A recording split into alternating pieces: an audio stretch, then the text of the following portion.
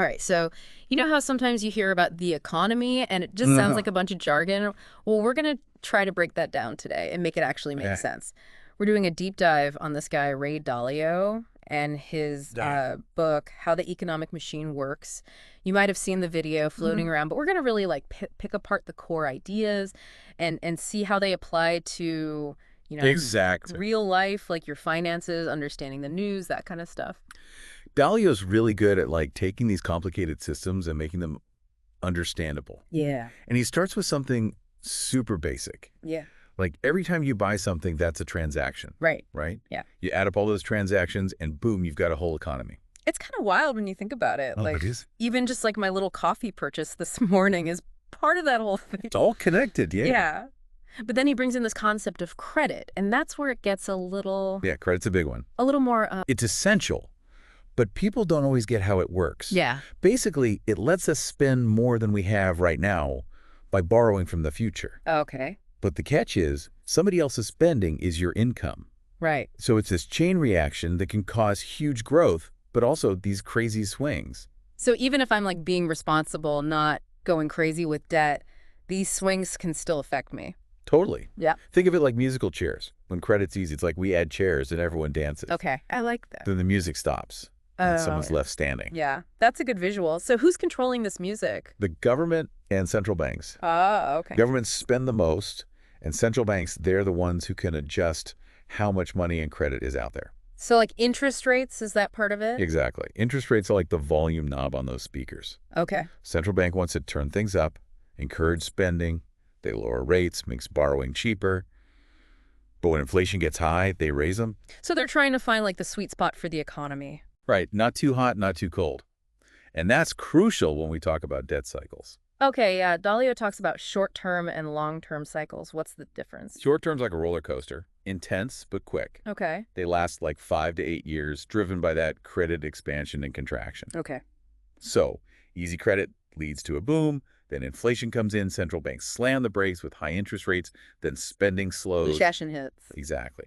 Then they lower rates again, and boom, the cycle starts over. So we're basically on this economic roller coaster up and down. Pretty much. Hmm. And the thing is, each time around, we tend to push it further with more debt, hoping for longer good times. That doesn't sound too safe. Well, that leads to the long-term debt cycle. Think of it like a tide that rises slowly for decades before crashing. Uh-oh. Yeah, so over time, people, businesses, even governments, rack up more and more debt. At first, it seems okay because asset prices are rising, stocks, real estate, everyone feels rich. But a lot of that's built on borrowed money. Then the tide turns, debt gets harder to pay back, income isn't growing as fast. So it's like building a sandcastle and ignoring the tide coming in? Perfect analogy. And when that tide hits, it triggers deleveraging. Deleveraging, that sounds rough. It basically means shifting from taking on more debt to desperately trying to get rid of it.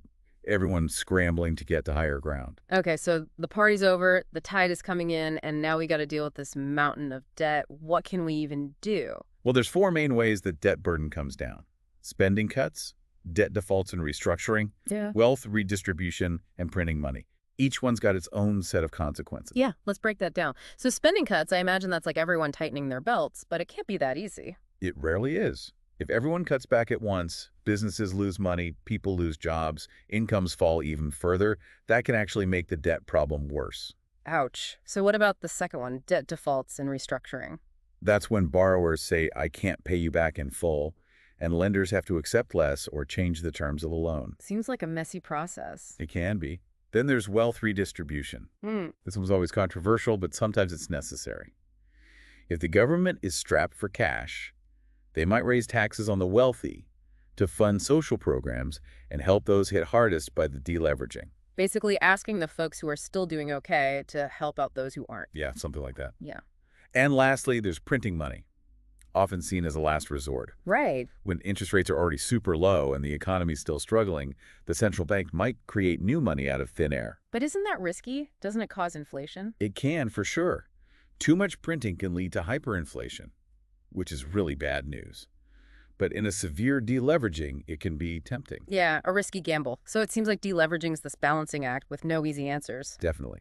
But Dalio says there's a way to do it as smoothly as possible to minimize the damage and keep things stable. He calls it Beautiful deleveraging.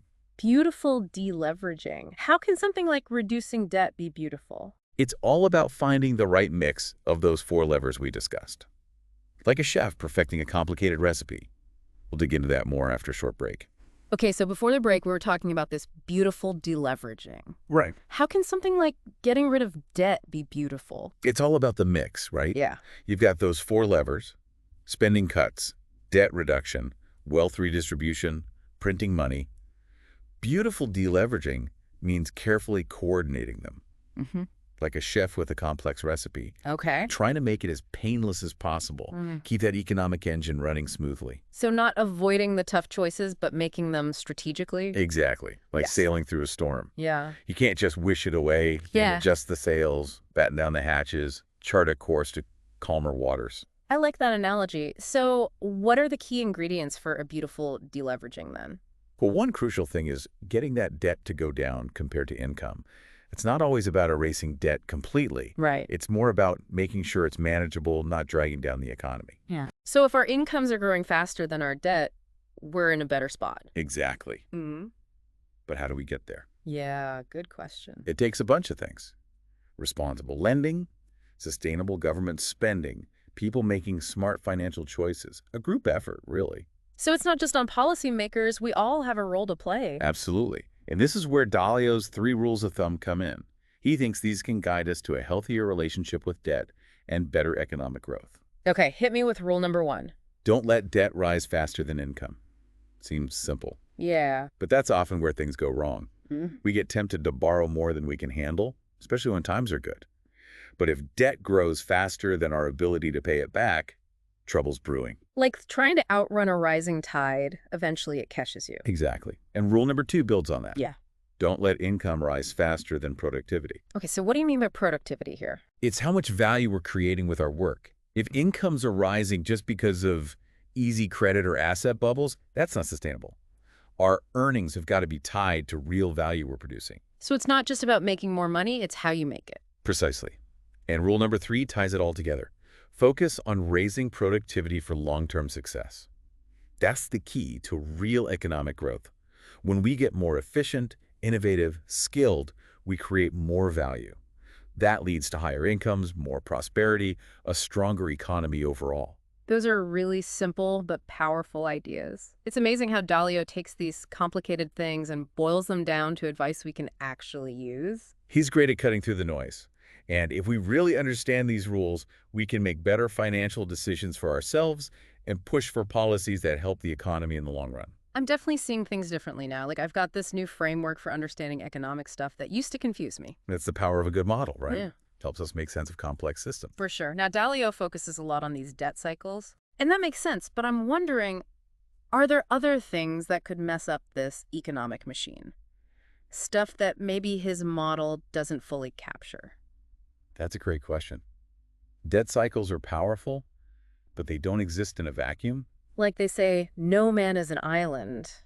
Economies are interconnected too, right? Exactly. There's always external shocks, unexpected stuff, global trends shifting that can impact things in ways we can't predict. So like what kind of shocks? But we all just lived through one, COVID. Oh, yeah. Huge shock to the world, messed up supply chains, tons of jobs lost. Governments had to step in like never before. Right. And then there's the war in Ukraine, messing with energy prices and causing global instability. Exactly. Just 2 recent examples. But throughout history, there's been wars, natural disasters, political upheavals, even big technological breakthroughs, all impacting the economy. So Dalio's model gives us a good foundation, but we have to remember those outside forces too. Definitely. It's like having a roadmap for a road trip. You Okay. need it, Yeah. but you also got to be ready for detours, road closures, flat tires. Makes sense. So how do we prepare for those economic detours? Stay informed, be adaptable, don't take everything at face value. We can't predict the future perfectly, but we can learn from the past, analyze what's happening now, be willing to change course if needed. This has been so eye-opening. I've gone from feeling lost about the economy to having a much better grasp on things. But before we wrap up, I want to circle back to something you mentioned. Technology. Ah, yes. It seems like it's changing everything so fast. It's always been a driver of change, but the pace now is incredible. AI, automation, digital platforms, they're transforming whole industries in the blink of an eye. It's like the ground is constantly shifting under our feet. So how does all this fit into Dalio's model, which is so focused on those debt cycles? That's the million-dollar question. Dalio knows productivity growth is key for long-term economic health, and technology drives a lot of that productivity. When we invent new tools and ways of doing things, we can produce more with less. So could technology help us avoid those painful deleveraging situations? Like by boosting productivity and creating real growth? It could, but it's not a guaranteed escape.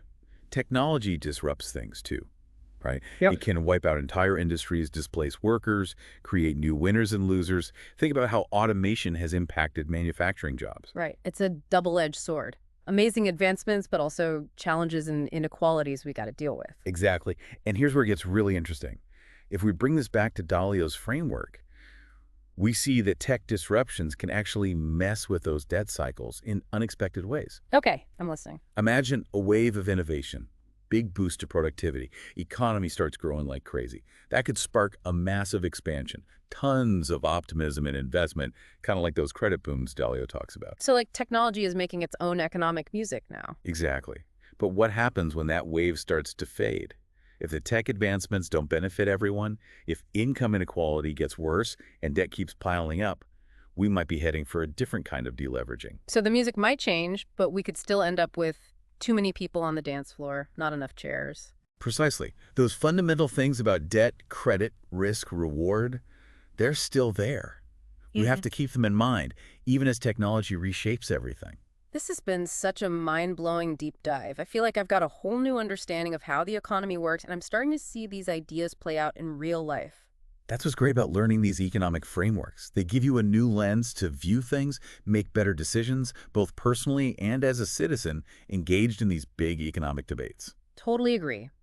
And to our listener, we encourage you to keep exploring these ideas. Dalio's model is a great start, but the economic world never stands still. Stay curious, ask questions, seek out different perspectives. That's how you'll understand the forces shaping our world and be ready to navigate the exciting and ever-changing economy of the 21st century. Thanks for joining us on this deep dive. Okay, so we've been talking about Ray Dalio's How the Economic Machine Works, all about those debt cycles causing booms and busts. But before we went to break, we started talking about something that could really shake things up. Technology, right? Technology's always been a game changer for the economy. Yeah. But the speed of it all now is just crazy. AI, automation, digital platforms, it's like everything's transforming right before our eyes. Feels like the ground is constantly shifting. So where does all this rapid tech change fit into Dalio's model? I mean, he's focused so much on those debt and credit cycles. Right, it's a good question. His model does say that productivity growth is super important for a healthy economy in the long run. And technology is a big part of boosting that productivity. Right, like if we invent new tools and better ways of doing things. Exactly. We can produce more with the same amount of effort. So maybe technology could help us avoid those painful deleveraging scenarios, like by increasing productivity and getting real growth. Yeah, it could, but it's not a magic bullet. Technology has a disruptive side too. Right. It can wipe out whole industries. People lose their jobs. New winners and losers emerge. Think about how automation has hit manufacturing jobs. Right, like a double-edged sword. Yeah. Incredible advancements, but also some serious challenges we need to address. Exactly. And this is where it gets interesting. When we look at Dalio's framework, we see that these tech disruptions can actually mess with those debt cycles. Oh, really? How so? So imagine a wave of new innovations. Productivity explodes, the economy starts booming, you get this huge expansion, everyone's optimistic, lots of investment. Kind of like those credit-fueled booms Dalio talks about. Exactly. But then what happens when that wave of innovation dies down? If all that new tech doesn't really benefit everyone, if income inequality keeps getting worse and debt keeps piling up, we could be setting ourselves up for a different kind of deleveraging. So it's like the music might change, but we could still end up with too many people on the dance floor. Exactly. Those basic forces, the debt, the credit, the risk, the reward, they don't go away. We have to remember them even as technology transforms everything. It's been so fascinating learning about Dalio's model and thinking about how technology impacts all of this. It's like I've got this whole new perspective on the economy and I see these ideas playing out everywhere. That's the power of understanding these economic frameworks. They give you a new way to look at things, make better decisions in your own life, and as someone who participates in these important economic discussions we're having as a society. Couldn't agree more. And to our listeners, we really encourage you to keep digging into these ideas. Dalio's model is a great starting point, but the economy is always changing. Stay curious, ask questions, and don't be afraid to challenge your own assumptions. That's how you make sense of this complex world and navigate the ups and downs of the economy. Thanks for joining us on this